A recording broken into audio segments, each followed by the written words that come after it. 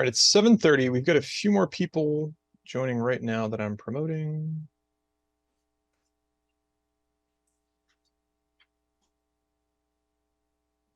Let's see. All right, I have quorum. Mike DiPietro will join a minute late as always. So I will kick off. Connor, do you have quorum on your side? I think you do, but I'm just figured I'd ask. Well, I would defer to Harris, but from looking at the committee roster, it looks like you were comfortably at quorum. Okay. All right, excellent. If I'm understanding this correctly, as the joint meeting, I will kick off, open the meeting, and then I will do the roll call from my side and then pass the baton to the capital planning side to do the same thing, so that we can be officially in session. Give me one more minute. I think DiPietro is joining right now.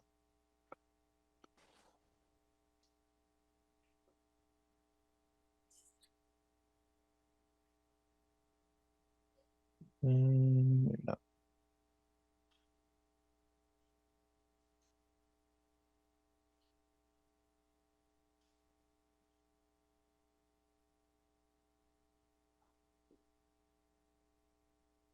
All right, well, either way, get going.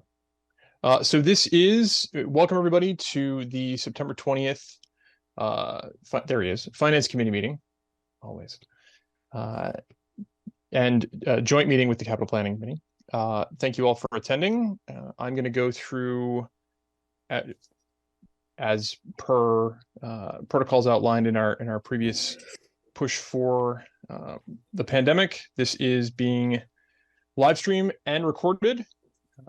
I'm going to go through a roll call vote for my side, and then who's the chair on the Capital side? Just so I know, is it Harris? Harris, okay.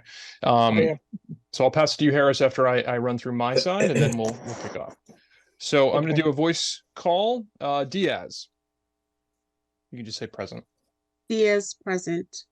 DiPietro. Present. He's in the dark. Vamosi. Vamosi, present. DiNapoli. DiNapoli, present. Lamb. Lamb, present. DiNardo. DiNardo, present. I'll turn my camera on when I'm done eating. No, turn it on now. We want to see. And Helen is present.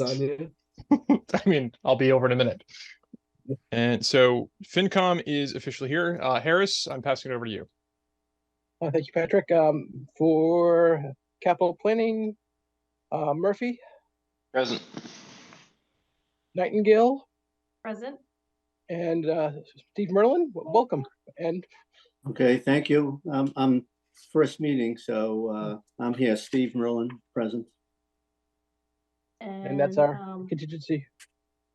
We also have Groups of Roy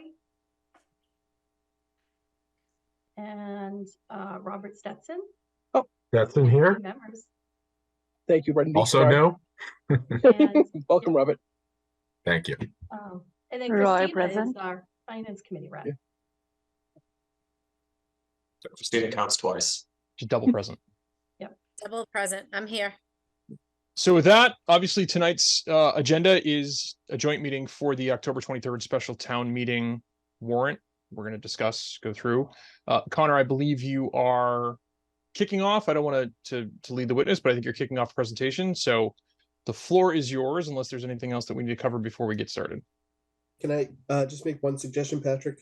Feel free, sir. Thank you. When it comes time for questions, should we just do it in the order that you ran the roll call? Just say, Shreen, do you have questions? Brian, do you have questions? So we're not all talking over each other. You can also, we can do let's do that plus one. There is a raise hand function within the actual Zoom format. So if you raise your hand, I will go through you in the order. I think that's a good call, the order that I called out, which is how we're listed on the Easton Town website. Awesome, thank you. Great call. Thank you. Connor, all yours. Thanks, Patrick. So are you seeing the full screen presentation or are you seeing my notes? We're seeing your notes, Connor. Seeing both. Wait, let's judge you on your grammar. Hold on. Oh, you took it away. Yeah, I'm quick. Give me one moment to figure that out.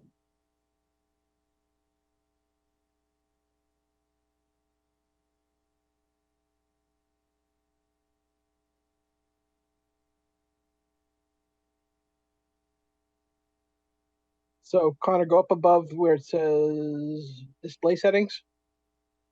Yes, thank you. There we go. All right. Is that working? Just switch in display settings, Connor, switch screens. Yep, There we are. Perfect. Great. All right, awesome. So Patrick, Harris, thank you both. Thank you to the full members of Finance Committee and Capital Planning Committee for making time this evening to meet with myself and a pretty large project team to talk about this project, the Police, Fire, Public Works Facilities Replacement Project. We've been working, as most folks on these committees are aware, for 2 years now in earnest since voters appropriated funds back in 2021 for a feasibility and schematic design study for the replacement of all of the existing police, fire, and public works facilities in Easton. And so we have a pretty large presentation here. We'll try to get through it as quickly as we can, but the scope of this project is large, the budget is large, and the opportunity for the community is great. And so we want to make sure that we're giving the appropriate amount of time to all of these subjects. So we'll go through roughly 3 sections tonight. Just an overview of why this project, including a quick video of what it looks like inside of these facilities, why we have made the choice through the Municipal Building Committee to replace them rather than repair, and why now, what the new facilities would do to address the existing challenges of these facilities, what the budget for a project is, how we'll go about funding that, and then ultimately the key dates for voters to weigh in and make that decision, because ultimately it's up to the community for a project of this size through a debt exclusion to continue or not. So for folks who haven't been inside of these facilities, you know, 4 years ago, we're going through the process with the Blanche Ames School project. A lot of folks have some pretty direct contact with those facilities. They have children who go to the schools, they go to events in them. Not everyone gets inside of police, fire, and public works, particularly in the employee areas, mechanic bays, administrative spaces. But if you were involved in the school replacement project, you're going to hear some themes tonight about these facilities that are going to sound pretty similar. So police, fire, public works facilities in Easton were originally constructed between 1945 and into the late 60s. So roughly circa World War II and pre-moon landing. Easton's population when these buildings were designed and built was about 5,000 to 7,000, and it's now over 25,000. And there's some overarching themes through all of these departmental buildings. They don't have the right types of space and they don't have enough space. They're generally not as safe as they ought to be for the personnel who work in them and in some cases live in them. The equipment that we have there or for the environment surrounding them. They have failing or non-compliant infrastructure and building systems, and they're not functional for public access.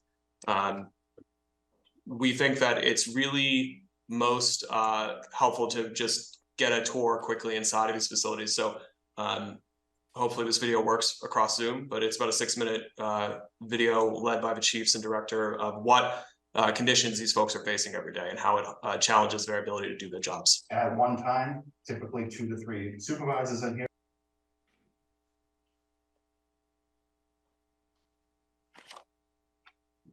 It was working. We had audio for a second. And do you no longer have it? Ask our officers or our supervisors. Just came back. It's a small space. It's becoming very difficult to manage a shift when they're in this type of environment. As you can see, other than our filing cabinets, we are now stacking tubs that we have regularly buying from WD Mason to store our records and keep them secure in its offices. So yeah, unless it's just continually buying filing cabinets, we don't have to safeguard these records.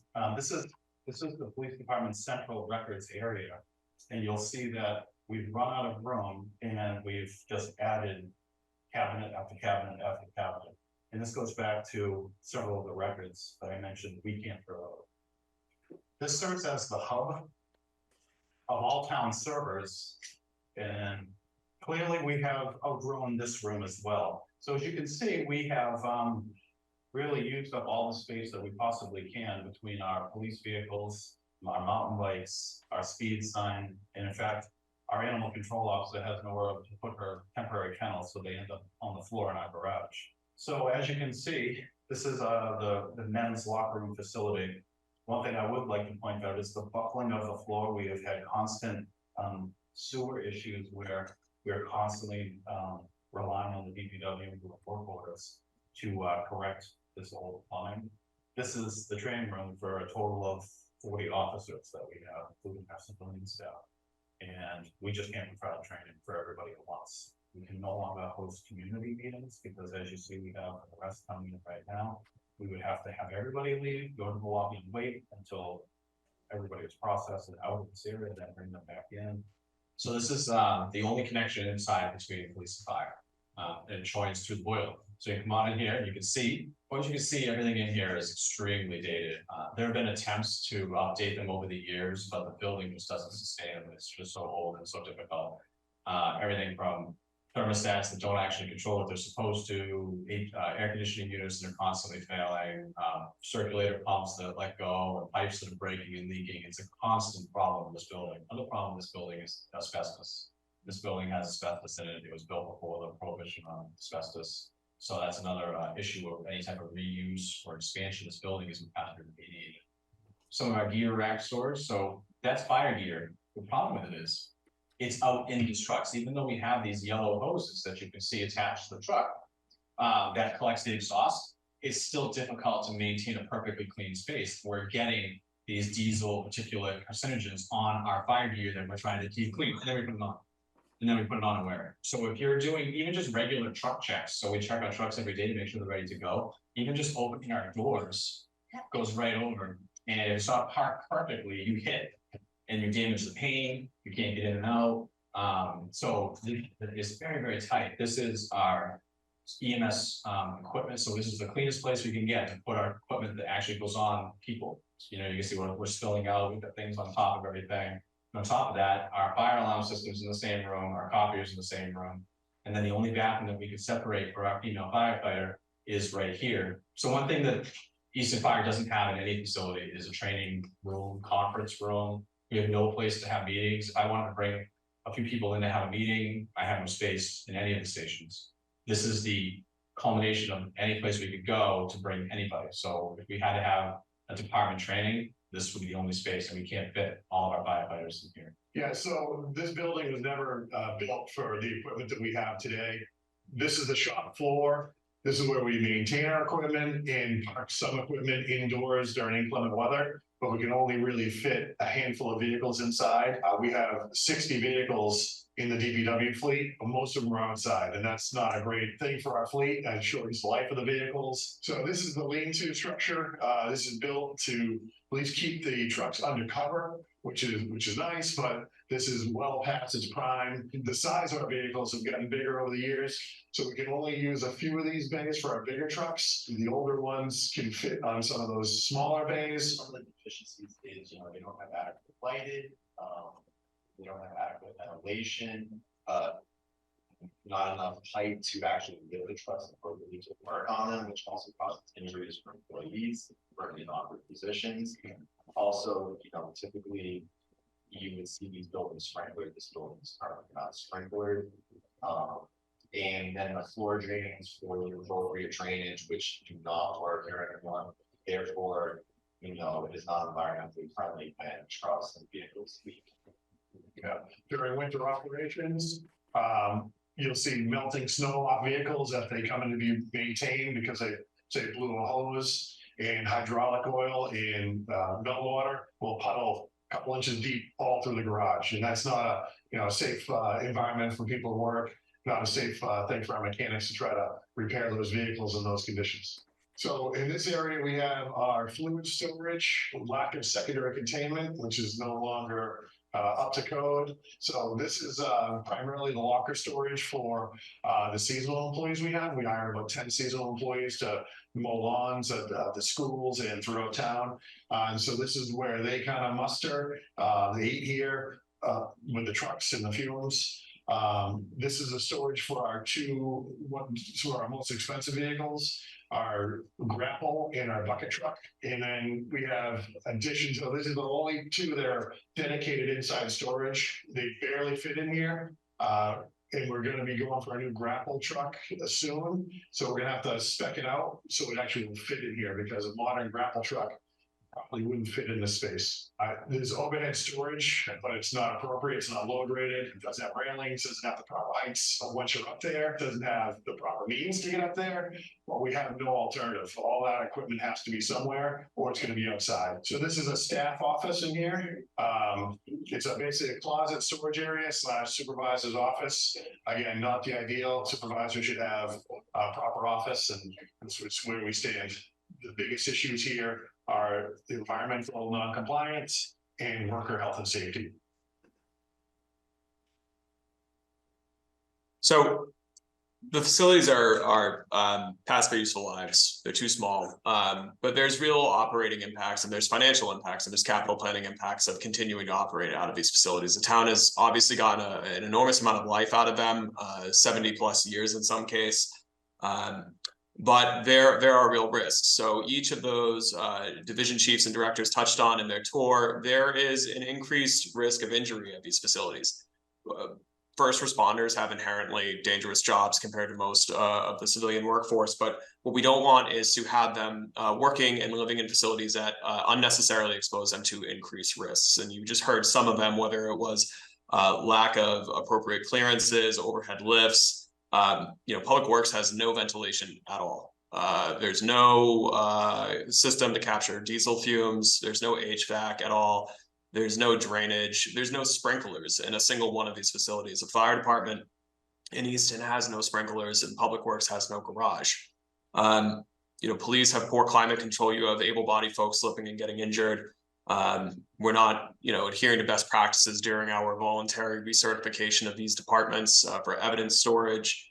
Fire department could be doing more with decontamination to provide a healthier workspace for folks coming back from a fire scene and removing carcinogens from their gear.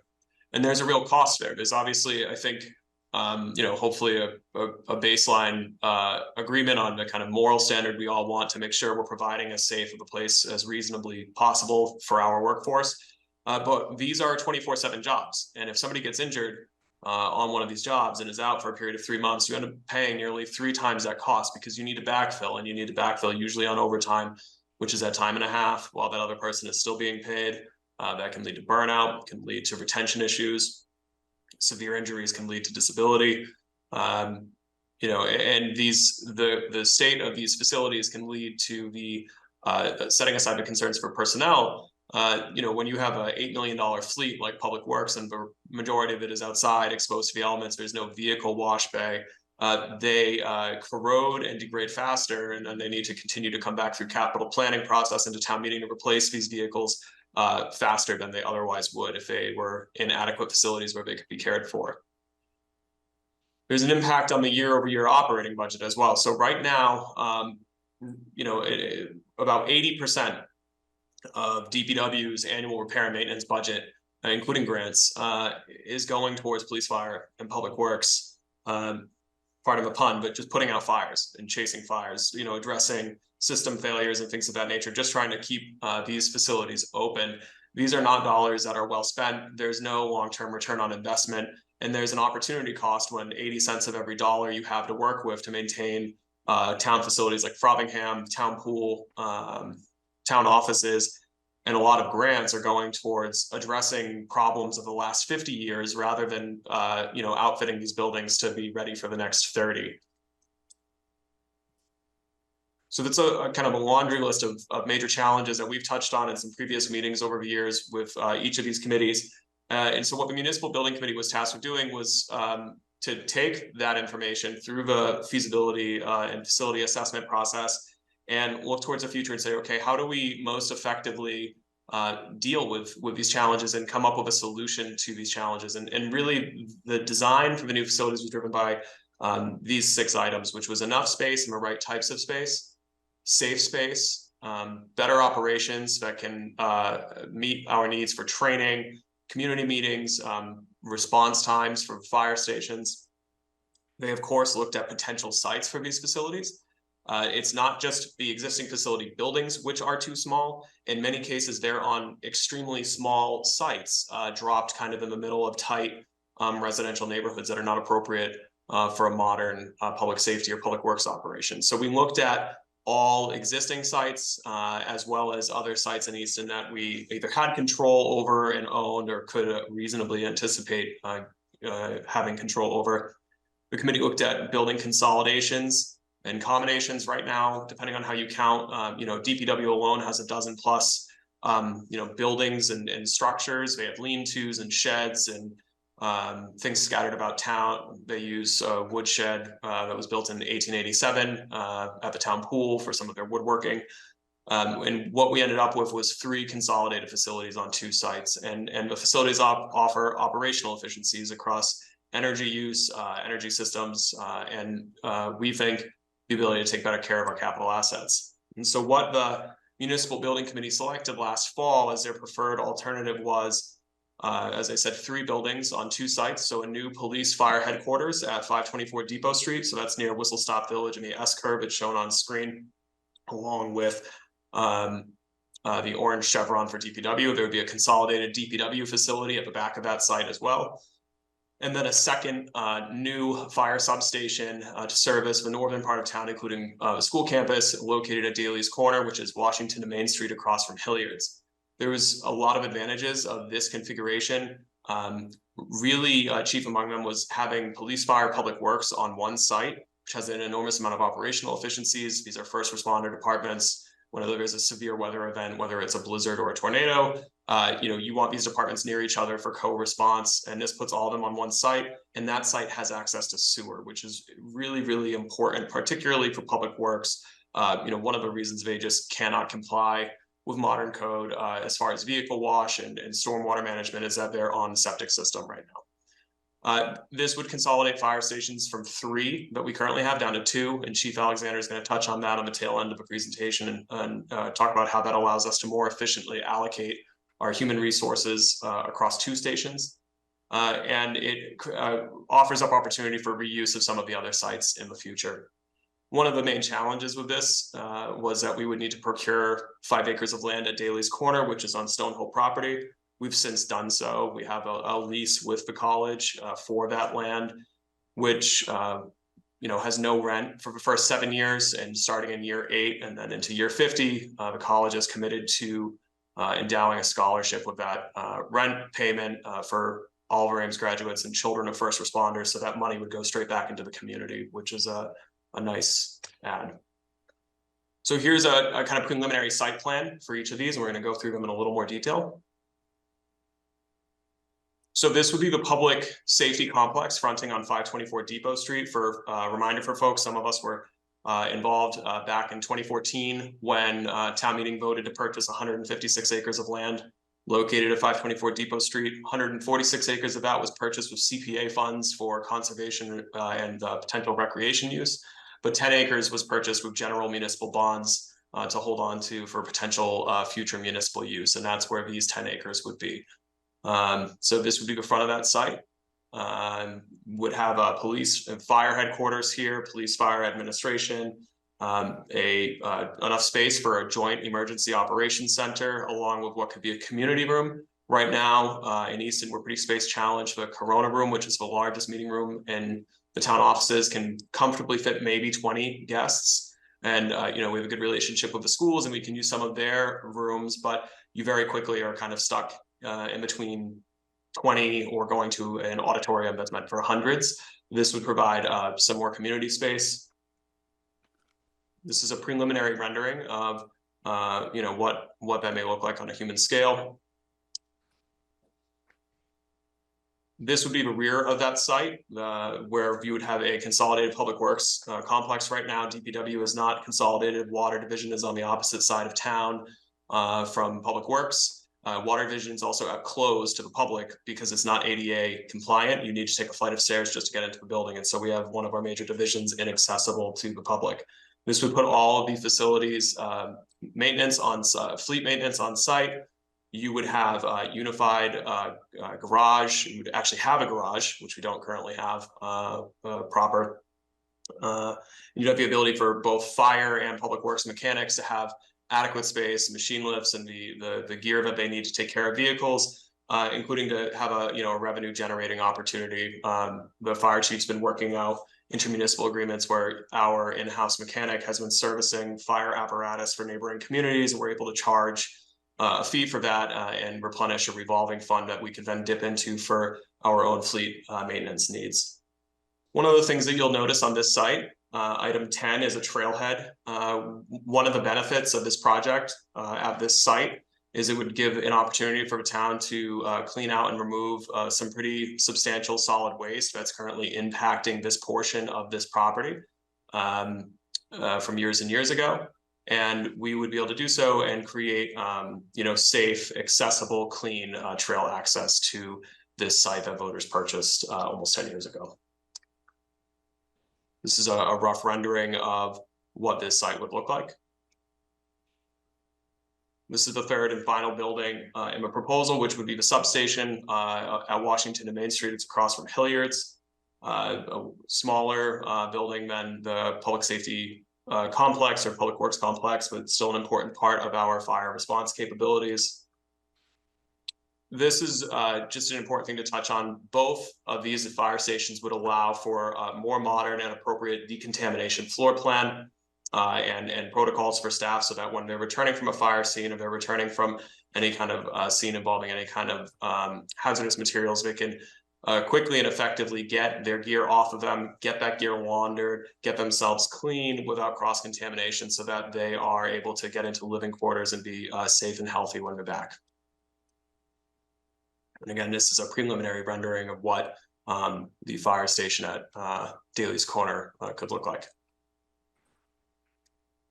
So in the big picture, I won't read through every single one of these bullets, but the focus of the Municipal Building Committee and of this project is to put forward a building project that provides enough space for today and tomorrow, not just for the staff, but also for the community. Safe workspaces for these first responders, and also reduced environmental risks. Modern, efficient building systems and site infrastructure. We have a lot to cover on finance, so we didn't get into it in detail, but the Municipal Building Committee at this stage is moving forward with assumed geothermal systems at all 3 sites for HVAC, which is great for energy efficiency and reducing carbon footprint, particularly when compared to what we do today. And then finally, having buildings that are effective, equitable, and accessible for first responders and the public. I mentioned that we have facilities closed to the public because they require a flight of stairs to access. We don't have gender parity at these facilities for the men and women who serve these departments. They were designed and built at a time when there were very few women among police and firefighters. We hired 4 police and firefighters 2 weeks ago. 3 of them are women, and that's a wonderful thing.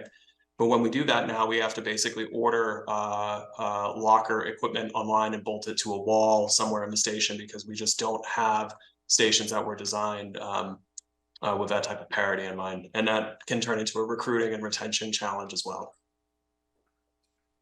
So getting into funding, and I'm trying to move quickly here because there's a lot to cover. So forgive me if I'm going a little quick. The schematic design level estimates of cost for construction are about 117 million for the 3 buildings across the 2 sites. When you add soft cost, design costs, and construction contingency of about 29%, that puts your budget at about 150 million. So when any of us see numbers of this size, and for frame of reference, at this point 4 years ago with the Blanche Ames project, the budget number was about 95 million. It's a natural and I think sane response to say, wow, that's a really huge number. There must be a cheaper way to do this. And so the next few slides I want to touch through to just demonstrate the due diligence that we did with Municipal Building Committee, with a project manager, with our estimators, to make sure that we were doing those gut checks to make sure that these numbers are what we think are the most cost-effective way to accomplish this mission. So one of the natural things you ask is, well, can we just fix the existing facilities? And due to how small these sites are and due to the states of repair, in order to make them functional, you would need to repair, renovate, and expand. You can't really do that on these sites anyway, due to wetlands, site setbacks, the sites being too small. But even if you could, just on a per footage cost, you'd end up paying comparable to a larger amount for the capital project, and you would have some major operational setbacks as well. These are 24/7, 365 departments. So you have to have temporary trailer housing for the fire department on site while you're renovating. And that can itself run into the high millions for years as you do that construction. So there isn't a way for us to accomplish providing safe, modern facilities for these departments for less money if we go repair reno route. One of the things that comes up is also, okay, so constructing new may be a more cost-effective manner, but do you have to do all of this at once? Can we break the project into pieces? And from a strictly capital planning or policy perspective, of course, the answer is you could break the project into pieces. But it's really important to recognize the state of the of construction where we are now. So public construction costs have gone up almost 70% in the past 10 years. A substantial amount of that has been in the past 3 or 4. Phasing this project and breaking it out, let's say maybe you do one of these departments every 5 years, at current rates of escalation, you're looking at spending, tens of millions more over the course of 10 years with multi-decade bonds on each that eventually all are stacked on top of one another and costing you about 24% more. So instead of a $150 million budget, you're maybe looking at $180 million. Another concern that we have and that comes up is, interest rates. Interest rates obviously are not as good today as they were in recent years or when we did Blanche James. And so, it's not an unreasonable question to say, okay, we have a schematic design, there's a plan here, but maybe we should pause and wait to see where the market shakes out. But based on what we touched on earlier, we're currently carrying about an 8% escalator on the construction budget for this project. And the numbers that we're showing now of $150 million is assuming going to bid at the end of next year, because even if this is approved this fall, we have to then spend a year on design and permitting. So when you are carrying that kind of escalation, which is informed by what we're really seeing in public construction, every year of delay comes with a $10 million plus increase to the project budget. And so very quickly, you go from a place where if one has reservations about 150 million, we're really not going to like when it's 250 million if we wait.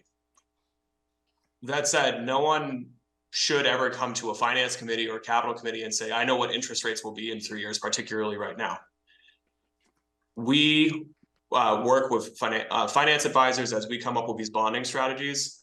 And in the event we go to market and we permanently finance portions of this project, and then 5 or 6 years later, rates come back down, and maybe we're looking at a pre-pandemic rate environment again, we can refinance the bonds through recall after 9 years. And that's something the town's actually done before and did with Oliver Ames High School and Easton Middle School debt.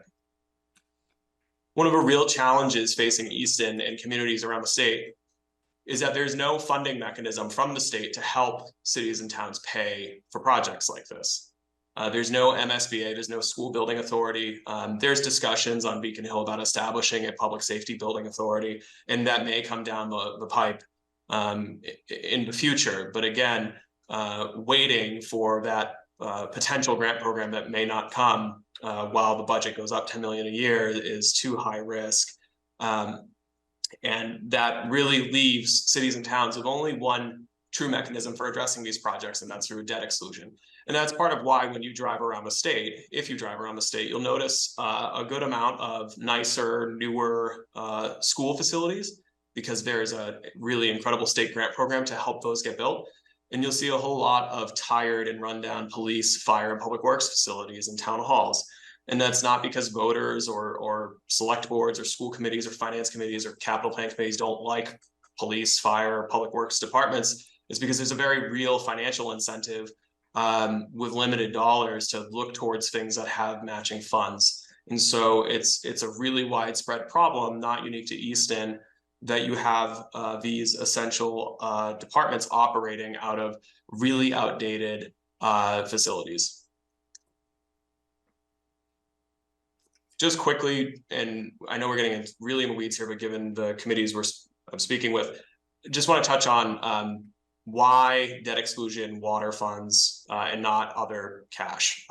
So we've built our reserves up quite a bit in recent years, but we need those for protecting our operating position against minimum aid, against unfunded mandates, to hedge against the expiration of COVID funds. And there's also, despite our stabilization fund being in the best shape it's ever been in, the sense of scale here, you have $6 million in the stabilization fund. In order to meaningfully reduce the bonding you would do on a debt exclusion like this, you would need to effectively drain that fund. And that's not something that you can do without really jeopardizing your operating security position and your bond rating. Neither are things that I would recommend. There's no MSBA type program. We are seeking funds where we can. We did file through Congressman Lynch's office a request for congressional appropriation that started closer to $3 million. Last check that was down to about 200,000. We don't know where it will land. We appreciate any support we could get, but we're working on that level. We are anticipating between $2 and $4 million in state and federal grants related to the geothermal systems that we would install at these facilities. So that is helpful. And then there's, smaller state grants that we will review carefully, but depending on what type of grants those are, they may come with additional permitting that could add months to that already year of detailed design. And when costs are going up 8%, it's not worth a $100,000 grant to spend 6 or 9 more months in permitting if your construction budget goes up by $5 to $7 million. And then other revenues, some things that come up. Well, can we build these buildings and sell the old ones and pay for part of it? And from a technical perspective, the answer is yes. You have some timing challenges. You obviously can't list and sell the current facilities unless and until new ones are built and occupied. But you could apply future proceeds from those sales to the debt and reduce the tax impact. But again, sense of scale is important. And so for a comparable, Moreau Hall, it was put on the market this summer and it was appraised at about 2.3 million. So if the existing facilities were of substantially high value, we wouldn't be having this discussion in the first place. So even if you do make that decision, which would only be done through town meeting in the future, to sell a vacated police or fire station and retroactively apply those proceeds, you're probably looking at single-digit millions. And again, that doesn't mean it's not worth considering, and we may not do it, but it's an important thing that does come up that, we don't have a mechanism to just kind of sell the existing outdated facilities to pay for the new ones. One last note I want to touch on before getting into the tax analysis for this project is to note that we're using the same methodology that we did 4 years ago when forecasting the Blanche James project. And to highlight, what did we forecast for folks back then before it went to a vote, and where did that actually land? And so at that time, and a lot of this is due to factors that, timing was on our side. That was approved in 2019, went out to bid, and prices got locked in, early 2020 before COVID hit. And we're all very, very fortunate for that. The project came in 24% under budget. And because of that, we were able to shorten the term of our borrowing. We'll pay $45 million less on the interest on those notes. We forecast back then that the tax impact for your average family would be about $440 from a tax rate increase of about $1.07. And we now know, based on our actual principal and interest payments, that it's really about 56 cents on your tax rate, and that the median cost for a median assessed home is about $293. So I don't say that to say, therefore, this next project will come in dramatically under budget and overperform. I wish I could promise that. I hope that's where it goes. But I think it's important, as just a reference point, that when we're here, we try to be conservative. It's hard to go to voters and ask for a project of this size, but it's far worse to underpromise its cost and then have to go back after bids come in. And so we're pretty pleased with how the construction pricing worked out on that project and where it ended up. So with those factors, our goal was to look at the kind of reality of the situation we're in, that we need to do this project. There's not a state grant match or federal money that can do most of it. So how do we most effectively finance this in a way that gets our project done, but minimizes the tax increases for residential property owners to the extent we can? And so the recommendation is basically a blended funding portfolio. Most of it is from a debt exclusion, about 86%. We are proposing that about 18 million of it be funded through water capital, because that is the proportional cost of the water division new construction at Public Works. And because of the way that water rates are structured, tiered for residents versus commercial properties, it's more economically efficient for a homeowner to have some of that cost carried in a water fund than to be applied to their tax rate. And then finally, we're assuming 2 to 4 million in incentives from state and federal government related to the energy systems. So again, without a state bond program, we wanted to be thoughtful about how we plan for this project. And so what we're anticipating is a multi-year bond strategy to be carried out fiscal 25, 6, and 7. The increments of these bonds mirror to an extent what we expect construction cash flow and drawdowns to be, but they also thankfully mirror the cadence of existing exempt debt that's scheduled to be paid off and come off the levy in fiscal 27 and 8. So the bonds for Oliver Ames High School and the middle school are going to be paid off in full in the next couple of years. And so that creates an opportunity for us to soften the impact of this new debt coming online by trying to time it so that some of this debt comes online as the old debt matures and falls off. It's kind of like trying to time, when you and your spouse take on a new car payment. So this will help us reduce the, severity of any incremental annual increase. And so what we're looking at is about 20 million in 25, 70 the year after, and 41 the year after. Obviously, this could change in consultation with our financial advisors if the market is doing something dramatically different than what we are seeing now. But this is the plan at this point. So what does that actually look like? So if you take the median assessed value, and it's really important, the assessed value on your property, not your market rate, what we're estimating the net impact to your tax rate to be is in the current year, none, just because of the timing of these projects. By the time it's approved and you start pulling together the detailed design and your financing, you really start seeing those bonds show up in the next fiscal year. So you see it ramp up gradually. So on the tax rate, about 27 additional cents in fiscal 25, that increases to $1.19 in the next fiscal year, goes up to 141, and then levels out in fiscal 28 when it's permanently financed and when the previous debt for the high school and middle school is paid off at about $1.37 on your rate. And so with where values are at, that looks like about 720 per year, or about $60 per month. For condos, based on their median assessed value, that number is closer to about 400 per year come permanent financing, or about 33 per month. We know this is a substantial increase. It's a substantial ask, and that's a very personal thing for every family. And so just like with the school project, we do have a tax calculator on the project website for folks where if they know their assessed value, they can plug that in and it'll give them an estimate of the cost of this project for them. And if they don't know, there's a link to go to the database and look themselves up, get that value, and get a more personalized assessment of what it would cost. For the water capital, so water bills are paid quarterly. We would anticipate a 3-year bond issuance for those costs as well in fiscal 26, 7, and 8. Water bills are paid quarterly, and what we're forecasting the rate impact on your average quarterly bill is about $6 in fiscal 25, 13 and change in 26, and about $22.75 in 27.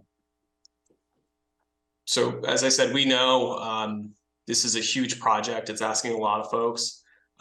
We have a variety of tax relief options, particularly for folks on fixed incomes or with veteran or disability statuses. But we also recognize that a lot of those statutory programs are very tough to qualify for. and they can't be widely used. And so starting in 2019 and 20 with the Blanche James project, and then through COVID funds, we've prioritized expanding tax relief, particularly for folks on fixed income. We've dispersed more than $200,000 in funds in recent years through the Taxation Aid Committee, as well as the CERB Fund, which is for veterans and their dependents to afford fuel, housing costs, things of that nature. But we know that, you know, we're primarily residential tax base, and that just because we've made some improvements in those areas, we can't kind of say mission accomplished and not try to do more. And so that's one of the things in front of you tonight. The second article on the warrant for October 23rd is a home rule petition, an idea we borrowed from another community. They were looking at a $250 million school with a $1,500 tax increase for their average home. And they did a special act to basically create a local match to the senior circuit breaker tax credit that's in state tax law for income tax in their community. And so we're borrowing some of those ideas. We're working with Senator Timilty's office to have an Easton specific senior tax exemption program for seniors on fixed incomes in Easton to try to offset, particularly in those 3 years when this project is ramping up, the cost of this project to protect folks who are more vulnerable. Talked a lot about the cost of a project. We had this discussion with the schools as well, and it's equally important here. This is a very large proposition, and it's important to be cognizant of the fact that the choice isn't to pay for this large project now or pay nothing. It's to pay for this project now in a proactive way to address these multi-decade long problems, or pay potentially more for reactive and worse buildings later. At some point, these buildings will need to be addressed. The costs in public construction generally go in one direction over time, and it's up. There are major operational challenges for these first responders today and every day that we wait. And so there are costs associated with inaction and packing it in after doing this feasibility process. Ultimately, however, you know, we may feel about the programmatic appeal of this project. We know and we respect it's up to voters. We have been out in the community a lot in recent weeks. You know, a lot of public meetings. We've gone to community forums. We've had facilities tours. We're going to concerts. We'll be at the NRT. We sent a mailer to every house in Easton, and something we wanted to highlight here tonight. We really hope folks go, including folks here. If you haven't seen these facilities, it is October 2nd at 6:30 as a tour and a community forum at the Police and Fire. We understand that everyone's busy. And if there's a community group or a civic group that none of these dates work for, they can contact us, and we'll go to neighborhood meetings or community meetings on people's schedule that works for them, because we want to make sure we're having these conversations and answering people's questions. Those events will lead into October and November. There's a special town meeting on October 23rd at 7 o'clock at Oliver Ames High School. And just like with the school, it's a two-step process. Voters at special town meeting will have the choice to authorize a debt exclusion contingent borrowing authorization. And then the next event would be Saturday, November 4th. That would be the actual debt exclusion election from 10 to 4 at OA. There will be no excuse vote by mail available for folks. And again, just like the school, if either votes is negative, the project does not proceed. If it's approved, this will put us on a 3+ year path where we'll spend about a year with detailed design before going to bid, holiday 24, early winter 25, have construction start that spring, and then you're looking at a couple of years of construction before move-in, fall of 26 or later. We have a project website where every report, every study we've done that's informing this, all of our meetings, all of our presentations is available.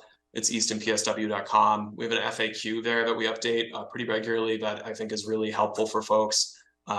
Neighbors have a lot of great questions, but also oftentimes a lot of the same questions. And so we try to have all of those there. We understand not everyone engages and gets their information online. So anyone who's watching this, and we've said this in every meeting, if they need something or they want information, they can call my office. We'll mail them anything that they need.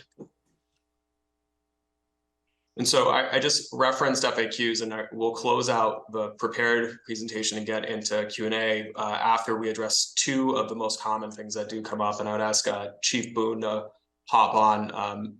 You know, the two things that come up pretty regularly is, you know, what impact, if any, will there be of moving police and fire from Lothrop Street and from going from a 3 to a 2 station model. So if I could just ask Chief Boone to just spend a couple minutes talking about the location of a police station, the impact or not that has on patrol and response, and then we'll turn it over to Chief Alexander and then to the committees for questions.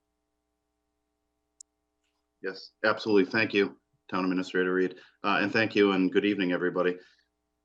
Like the Town Administrator just mentioned, a common question, you know, I get from residents and even family members as this comes out is how does the location of the police department affect any police response?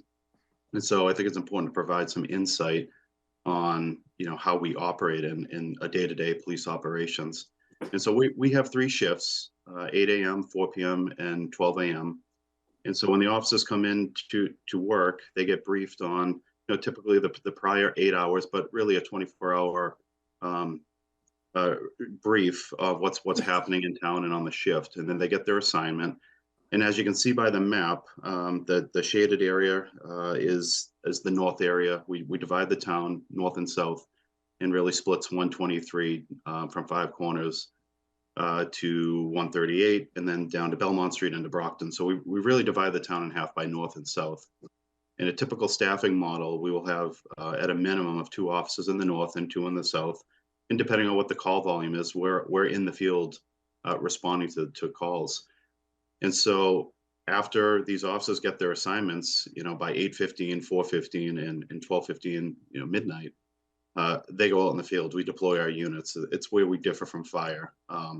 We're typically not at the station unless we're doing a report or processing, you know, a license to carry or a detainee or things of that nature. So once the officers get out on the road, you know, we have our hotspots in town. I'm sure, you know, living here, everyone knows Turnpike and Purchase, Turnpike and Foundry. We've had some problems on Howard Street. We're assisting a resident now that was having a traffic complaint up Foundry near Target. So I get a lot of feedback from residents on these hotspots. And so I try to, you know, put priority on those. So as part of random patrols these officers are doing in the north and the south, we target those hotspots to reduce traffic crashes and things like that. So at any given time, we could have, you know, 2 officers, 1 at Turnpike and Purchase, 1 on Howard Street, and again, 1 at even Massapog. We've been watching that 4-way stop lately. We've had some problems up there that residents have asked us to take a look at. So we really could be anywhere as far as the Stoughton line or the West Bridgewater line or the Norton line. It really depends on the call volume. But we do put priority on those areas as we do with a bedroom community. Traffic really is a problem, and I do my best to coordinate those to the residents' concerns. So I guess the short answer is, you know, I grew up in this town. Fortunately, I still live here. My son is now going to Blanche James. I understand since I've been really 11 years old and taking the school bus to junior high and then high school, the police department's been there forever. It's been there my entire life. So I understand that perception, like it's always been on Lothrop Street, so it's got to be the best place. Well, not entirely. You know, being on Depot Street gives us better, you know, more advantages too, where we're more centralized in that way. So again, from a response perspective, we're not deploying from 46 Lothrop Street. Now you could during the day shift, if there was a response that was needed, you know, you may see that I'm the only person in the police station other than our desk officer. And they're not permitted to leave. They're dealing with lobby calls and things of that nature. So, you know, if I'm at the station or the deputy chief or a detective, you know, and there's something that's going on that's a critical incident, we would respond. But typically, our SEMREC dispatch center does not, you know, dispatch me to calls. They just dispatch the north and the south cars. So I just wanted to give a little, you know, insight on that, and I can take any questions, but that is a common question that comes up. And another thing, just to point out, we do have a school resource officer, and just today, actually, he was over with a principal, and there happened to be a medical issue that he was right there. So a lot of times when the schools particular have an issue, they reach out to him first, and he will, you know, coordinate whatever response he thinks is necessary. Today, I heard him just call for fire, for EMS. There was a medical incident. So he's their first, you know, call to when they are looking for some help. And just wanted to give some perspective on that. Thanks, Chief. And then because they're located together, you have police and fire on Winthrop. If Chief Alexander, if you could just talk a bit about going from a 3 to a 2 station model, the impact of location. Obviously, it is different for fire. Fire does dispatch out of a station, unlike police, and just kind of walk through that with the committees. Absolutely, thank you. So one of the things we've had an issue with, regardless of the building project, is that we have a 3-station system, and we spread our staff out between those 3 stations. 2 of our stations, our Depot Street station, our Bay Road station, have just 2 firefighters in them. So when they're responding to a call and another call comes in, there's no one available in those areas. And that's a real challenge for us. It's particularly challenging for our Bay Road station, because when that actually cross staffs an ambulance and a fire engine, so depending on the type of call, they could be in one or the other. But typically it's the ambulance, because that's the most common call we have. And they're gone for 25% of the day, going to the hospital, taking patients to the hospital, doing their paperwork, coming back. It takes a lot of time. And during that entire period, the Bay Road station has no firefighters in it, which means our responses have to come from further away. The other stations, even out of town, Norton, Mansfield, depending upon the type of call. So that's been a real challenge for us. And we identified, the town did many, many years ago in one of the older studies, that 2 strategically placed fire stations could benefit the staffing model to provide a better response. So we took heed of that and decided to look into it through this project, and found that if we strategically located 2 sites, which you have been presented with tonight, and then did a response study to make sure that what we're attempting to do is going to provide a solid response to the town, and we're not going to have any detrimental impact on our response times, that we could then use 2 stations and divide our staff up between them better.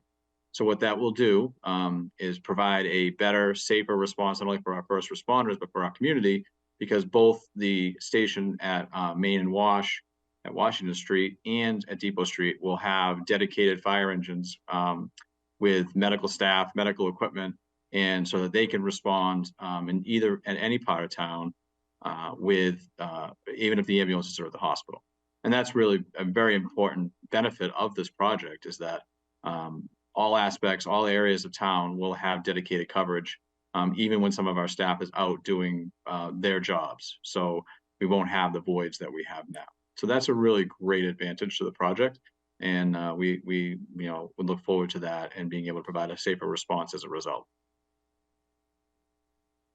Thank you to both chiefs. So appreciate everyone being patient. It's a huge amount of stuff to cover. I hope this is not the first of the project you're seeing, or at least not in so long. But in the event that it is, and apologies to both Steve and Rob getting put on the committee right now for your first meeting. But we're here to answer any and all questions you have about the project, its financing. So I'll turn it back over to Harris and Patrick. Harris, you want to go first? You want to see if your committee has any questions? Sounds good. Let's see. Stephen. Yeah. I think I see you. You have a question? I do. Fire department question. So the chief mentioned a study that was done a while back. I believe he is referring to somewhere around 2010, 2011, what was called the Firehouse Study Committee. So frame of reference, I was on it and was the chair. And at the time, because of budget considerations, Dave Colton, who was then the administrator, and the select board were looking to go from 3 to 2 stations and see what would happen. Okay, now understanding the locations are different in this proposal, but my memory of that is that the national response time from alarm to on-site is 4 minutes.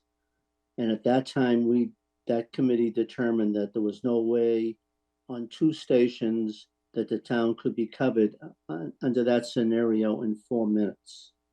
So if the fire chief is there, maybe he can enlighten me on it. There is a written report out there somewhere from 2010, 2011 Firehouse Study Committee. If anyone knows about it, they may ask this question. So I'm asking now, Chief. Certainly. You're right. So the study you're referring to looked at the existing stations. The study I was referring to was the study that was done before that, that identified specific locations if you were to build stations in more ideal locations. So that's the big difference between the two. So when we took a look at it, we used actually what that study referenced as locations that might work. And it works out that we were able to get through the work Town Administrator Reed did with Stonehill to get the location that was actually referenced in the older study. And when you do the response time study, yes, you are referring to the 4-minute response. Typically that's a great goal. And in some of the more urban environments, it's held to. But a lot of towns, smaller towns, their goals are much higher. We always shoot for the best response times, but we chose 5 minutes. So while 4 may be the absolute platinum standard, we chose 5 given our geography and constraints, and wanted to make sure that we weren't just picking 7 or 8 minutes to make it look better on the map. So we wanted to have a really reasonable, realistic proposal. So we used 5 minutes, and you can see on the response time study here, this is what our 5-minute map would look like. If you go up into the northwest area, when you get up into Massapog, the top of Bay Road, up in the Rockland area, that in the current format with our 3 stations isn't covered in that. I will tell you that it's not covered, it's not missed by much. If you were to make this map, a 6-minute map, it would cover much more of that. But again, we wanted to give a reasonable, expectation with this project that we're not just manipulating the numbers to make it look better. So what you can see now is what's happening is if you look at the map on the right, in our existing system, when the ambulance is out at Station 3, there's no one there, and you can see how much of the town isn't covered, and that's happening every day right now. That's happening, 25% of the day, 20% of the day, that area is not covered in the 5-minute study, and it's coming from further away. We're looking to rectify that situation. So if you see the map, this map here would be the 2-station system with the strategically placed stations. You can see that the 5-minute map looks very similar to our 3-station model when everybody's in the station. So that's why we were able to, without having a detrimental impact to very large areas, with the strategically placed stations, accomplish a better response with our staff that we have now, and keep our response times within a reasonable and realistic time to keep our residents safe. I don't know if that helps carry your question. It does. I mean, I don't have any problem with what's going on, but something that I have a reference to, and if anyone else does, they're going to look up a national standard on the internet and say, oh no, it's 4 minutes, this is 5 minutes or whatever, so you should just be prepared. Absolutely. Okay.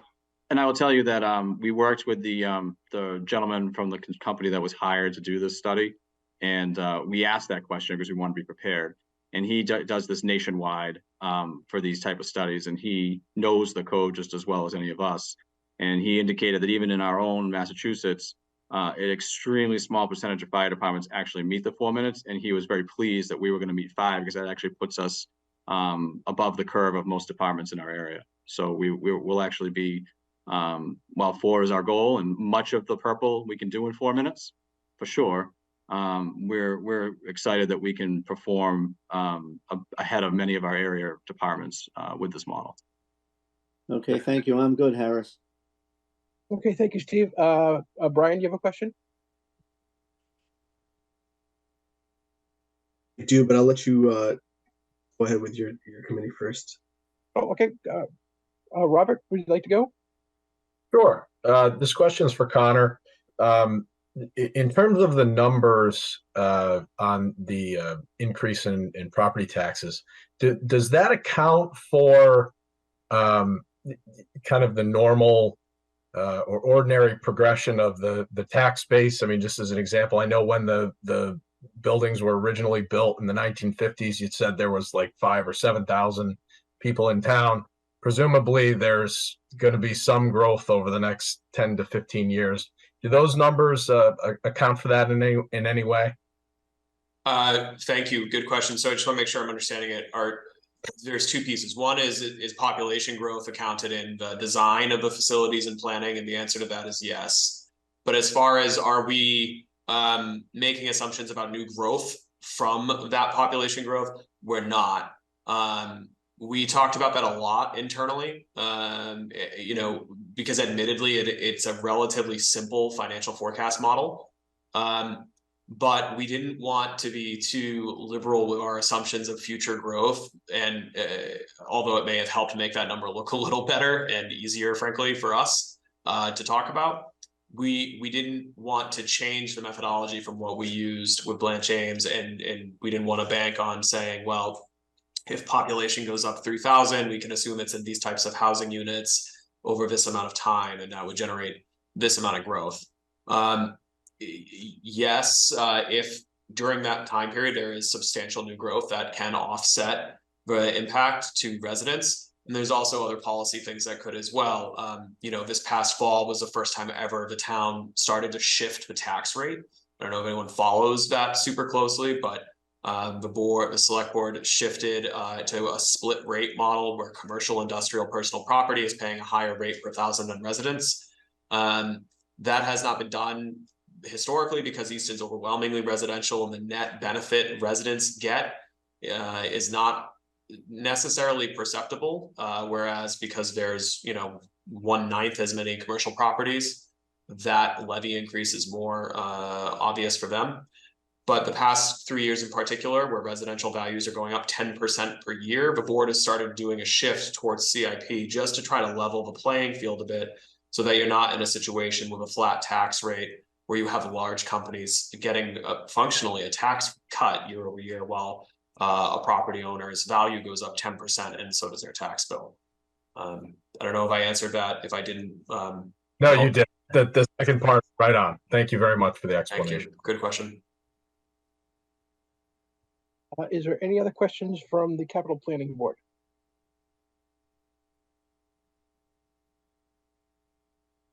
I do not see any other hands raised. I will turn it back to finance. Take it away, Brian. I first wanted to say thank you to everyone who put a lot of effort into tonight's presentation. I had a host of questions that were all really answered, and then a few just came up afterwards. One for each chief. I'll start with Chief Alexander. When we are down a station, are we paying for the mutual aid, or are we reimbursing the other communities that might have to participate in that process? No, that's a good question. So fire-based mutual aid, we provide free of charge, and we also receive it free of charge. EMS, when the ambulance comes in, if an out-of-town ambulance has to come in to help us out, they would receive the ambulance revenue from the billing. We would not. So that's a loss of revenue for us. Okay. So that would be the big difference between the two. I tried to quickly read through the mutual aid FAQ online, and it wasn't. So thank you for answering that question. I also have 2 children at Blanche Ames, and I wanted to thank you for the commentary you had on response times and things like that. You know, taking off your chief hat, I think there probably is some, I don't know what the right word would be, but there's probably some feelings of vulnerability that the schools would be more subject to bad things happening if the police and fire station weren't there. Outside of what you have noted in your comments earlier, what else would you have to say to give some peace of mind to the townsfolk? Well, as the chief, I wouldn't be for this project or recommend it with all the work we've put in over the years if I didn't feel that we were delivering the best services we could to the community. As a resident and as a dad, if I didn't feel this was the right thing, especially selfishly with my son across the street from where I am now, I would be on the other side saying no as well. So I understand the perception, you know, that we're right across the street and we're ready to run over at a moment's notice, but we are really, you know, we're a busy police department with a lot of different things that are going on, and we're not always on Lothrop Street, and that's you know, coming from a dad and coming from the police chief. I hope that it can answer that for you. Yes, thank you. It's, you know, I think it's important that the voters know that, you know, the town is covered, the schools are covered adequately.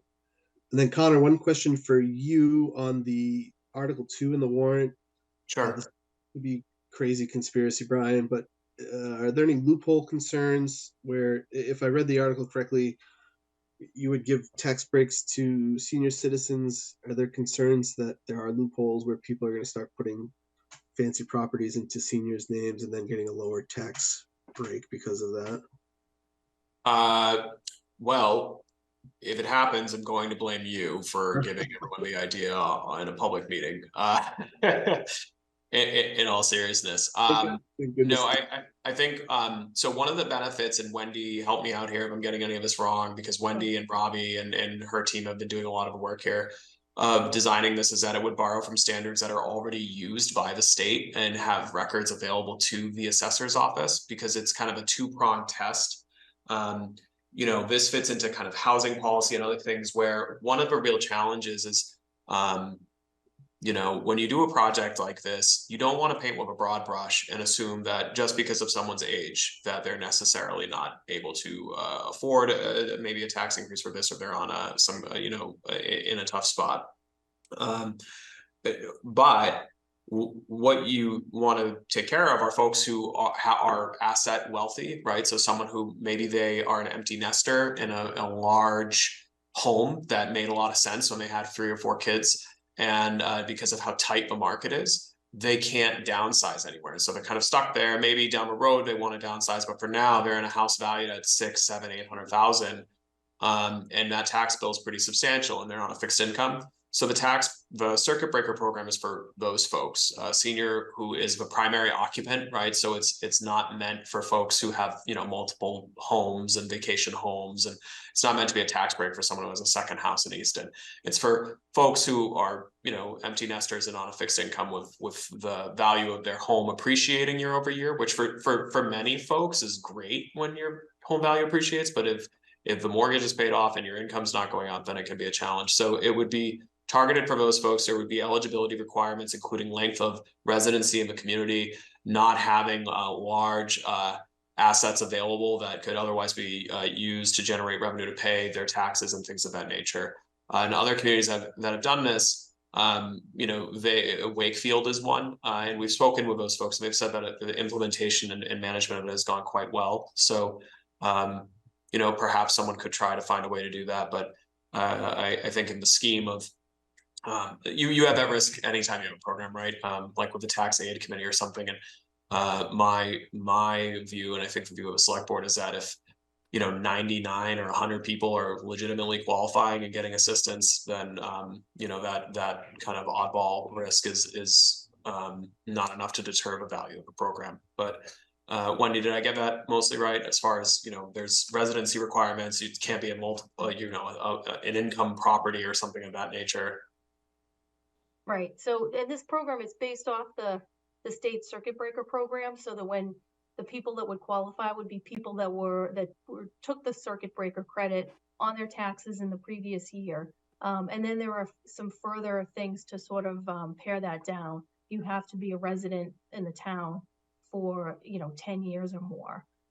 So not necessarily everybody that gets the circuit breaker credit would qualify for this, but that does make it easier for the assessor's office to process the applications. And we would know, you know, before we go to set the tax rate, what applications were out there, who's going to qualify, so that we can determine how much of a credit we will be able to afford to give for that particular year. And this is in effect for 3 years. So, and it would come out of the allowance for abatement and exemptions, similar to you know, any other exemptions that people might qualify for. Thank you. And again, my sincere thank you to everyone who participated in putting this together tonight. It was thorough and well done. And I appreciate the effort that you took. I'm all set. Thank you. Is there anyone else from the finance committee? Oh, I think we're back to Harris.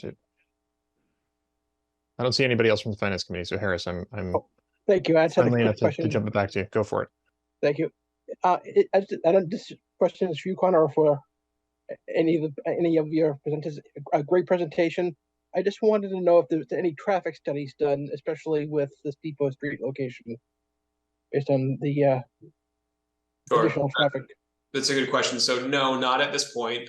You know, we will have to, like anyone else, go through the site plan approval or site plan review process with the planning board if and when we get to detailed design post approval. And that's something that's come up a couple of times, but I think, and I'll ask Dave Field to help me out here, but you know, it's these facilities are not like a school where you have, you know, pick up and drop off time where multiple thousands of people are trying to get in and out of one place at one time. The total employee footprint of these three departments, who don't all work at the same time, is about 120 people. So maybe you have, you know, 5 firefighters in the building plus a handful of administrative staff, maybe 5 to 6 police who are there for shift change and then go out on the road, and a couple of admin staff, and then you know, maybe a few DPW, same thing. The folks in DPW outside of mechanics and admin staff, they get sent out during the day. They're around the community. So I don't think you're gonna, it would be close to imperceptible with the volume of traffic on this road currently. And the road's actually in the best shape it's been in any of our lifetime. Dave, do we know, is this, is Depot or is it Foundry? I'm confusing. That's nearly 20,000 vehicles a day. So we're talking maybe couple hundred, if that, from these sites, spread out over 24 hours. It would be pretty marginal. Yeah, so it's about 21,000 vehicles a day on Depot Street, and we did count the trips generated, and it's a couple hundred per day for all the facilities that exist now that would just be relocated here. So it's pretty much imperceptible, but that detailed design that'll be handled during that design phase. Thank you, Connor. Thank you, David. Appreciate the insight. Thank you. Any other questions on the FinCom side? I just want to echo several other people's sentiments about all the, you know, thank you for all the hard work and all the dedication, obviously, put this together.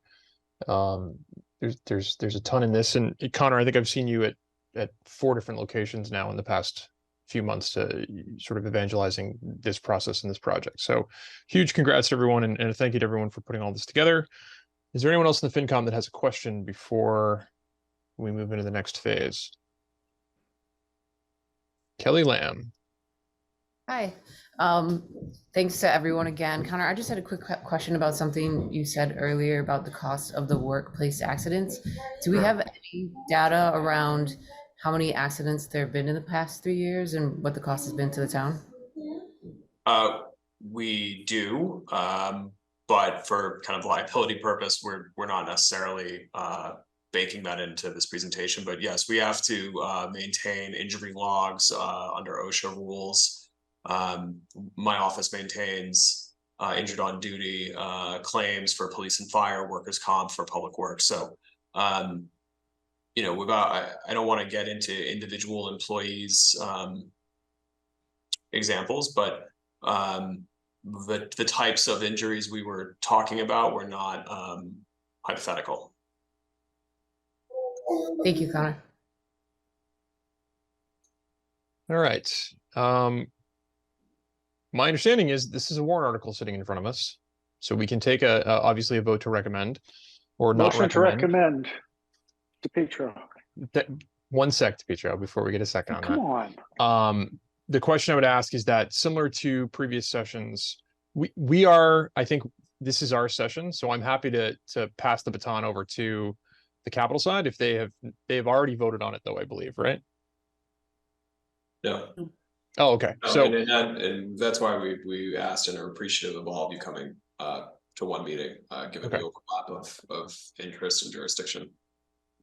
all right, perfect then. So let's do this. We have a motion on the table because Mike is aggressive with those. So do we have a second from the FinCom side for a motion to approve the warrant article as written? That's a first and a second.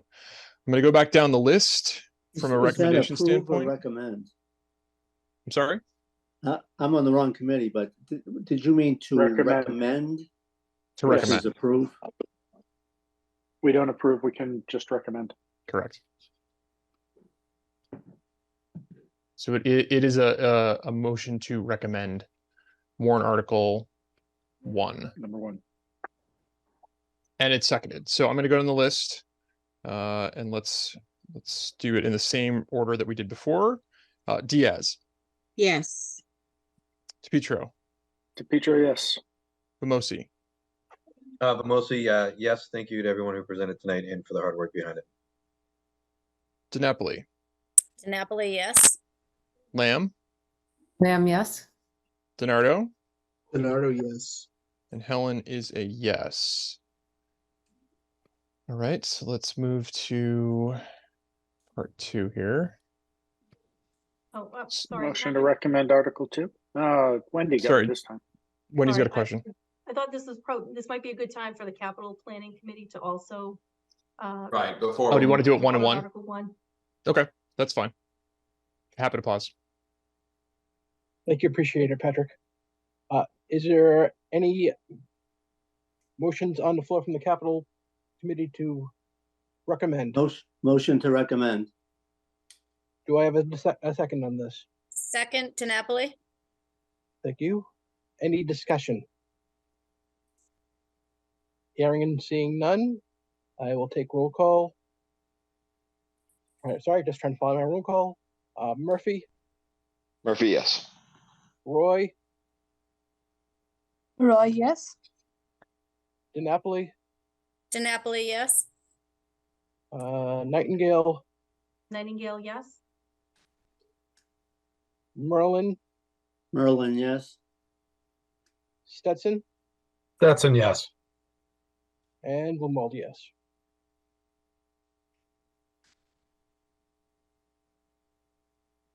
All right, back to me. Moving on to Article 2. Do we have a motion for Article? Motion to recommend Article 2, DePietro. Do I have a second? Second, DiNapoli.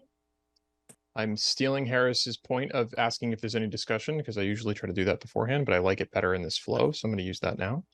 On the for the record, I am not pro loopholes, Mr. Reed. That is captured. I apologize. It felt like if I have to make you listen to a PowerPoint for an hour, I need to at least get a joke in. So I know you are not pro loophole. Not loophole. Chief Boone, that goes to you. We're making t-shirts. I have a recommendation in a second. I'm going to go down roll call. Diaz, Yes. DePietro, DePietro, yes. Bamosi, Mostly, yes. DiNapoli, DiNapoli, yes. Lamb, Lamb, yes. And I love that you thought about the vulnerable populations in our town. And I really appreciate this, that you guys put this much thought into this. agreed, seconded. DiNardo. DiNardo is yes. And Helen is a yes. Over to Capital. Thank you, Patrick. Motion to go ahead. approve. Thank you, Mr. Merlin. Do I have a second? Murphy. Thank you. Any discussion? Hearing none, I will take a vote. Murphy, Murphy, yes. Roy, Roy, yes. DiNapoli, DiNapoli, yes. Nightingale, Nightingale, yes. Merlin, yes. and Stetson. Stetson, yes. And Blumwald, yes. Motion passes. I turn it back to you, Patrick. Yes, sir. With that, the only other thing I want to do self-servingly completely is to say, I said it in the chat, but to say it also directly to him, that welcome back to Walter. It's great to see you again. Glad that PMA is going to be part and parcel of this second project that I've been associated with, even this one, maybe even just slightly, but great to see that team is once again back in place. They did a great job on Blanche. Happy to see them back. With that, unless there's anything else in front of us, there is. I looked at the last draft. There is no Article 3 yet, so I believe we're covered. There's no plan for that. We will have a regular fall special town meeting, because that makes sense. November 13th for our normal business, amended budgets and things of that nature. But we wanted to devote town meeting specifically to this project, given its impact and its significance, as we did with Blanche Ames. And I really do appreciate both committees making time, not just tonight, but in the past couple of years looking at this.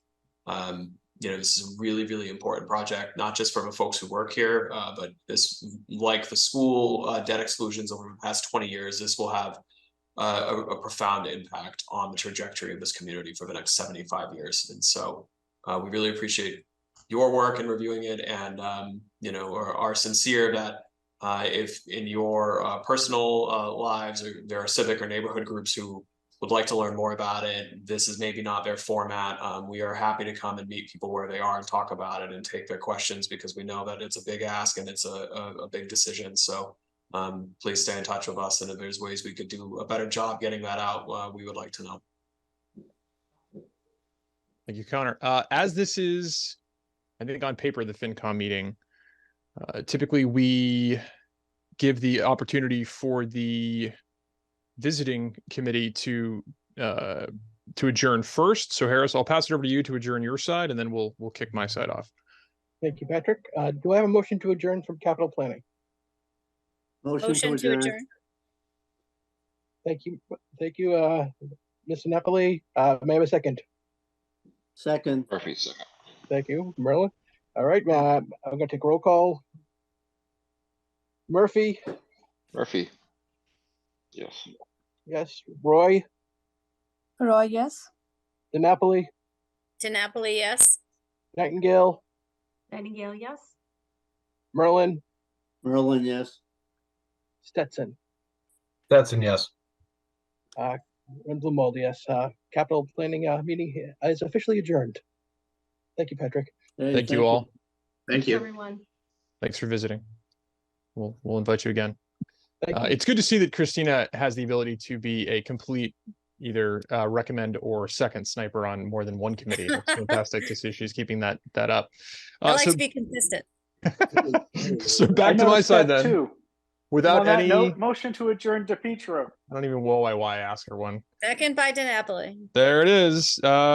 Diaz. Yes, yes. Good night, everyone. DePietro, yes. We're the fun committee. Vamosi. Mostly yes, and thank you again to everybody. DiNapoli. DiNapoli, yes. Lamb. Lamb, yes. DiNardo. Nardo is yes. And Helen is a yes. That is a wrap, everyone. Thank you so much. Thanks to Connor and his team and all the varied people that have been helping with this. We will see you guys soon. Thank you. Good night, Thanks for the Thank you all. leaders. Bye. Good night, all.